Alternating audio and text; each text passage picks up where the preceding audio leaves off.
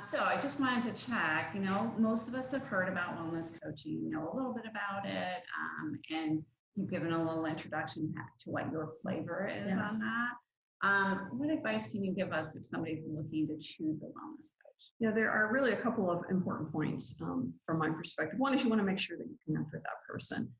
The reality is that you know what this is like. You meet somebody and just have an instant connection at a party.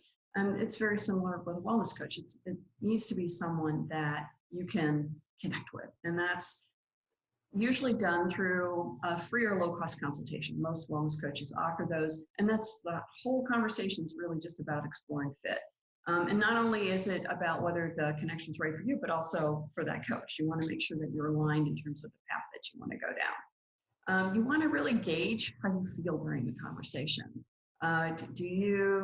Is it sparking any thoughts, any really deep inside your gut? Like, do you really feel something inside your body when you're talking to them? Oh, like, is this exciting to you?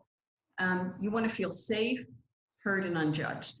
This conversation shouldn't be about them telling you what to do. It should be more about listening. So you want a coach who listens to what you have to say.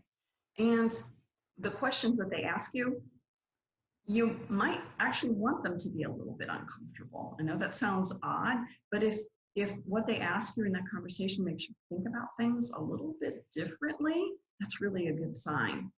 And then this is a big one for me. I feel that any type of wellness program that you undertake should be very individualized and not prescriptive. You'll find things that are out there that in week one or in our first session, we do this, and in our second session, we do that. And while in many ways that feels comforting because it's like, you know what you're going to do. Oh, okay, There's a I do plan. this. Yeah, so there's a plan. In terms of that opening the door, I practice what's called bioindividuality with someone. I want to understand what's actually happening with you. And then we develop a plan that's based specifically for you. So I feel that that's really important. Yeah, and I am one that has comfort in plans, so I do understand that. But Yeah. I get what you're saying. You need it to lead you where it should go. Yes, Yeah. where it should go Yeah. for you personally. Yeah. So yeah, again, you'll end up with a plan, Right. but it's a plan that's based on what your needs are, and there's a lot of flexibility in there. You may take a little turn as you go down the road. And you have to leave space. Yes, Yeah. absolutely. Yeah. So a question on this, you are certified, you've done a program to be certified as Yes. a coach in nutrition.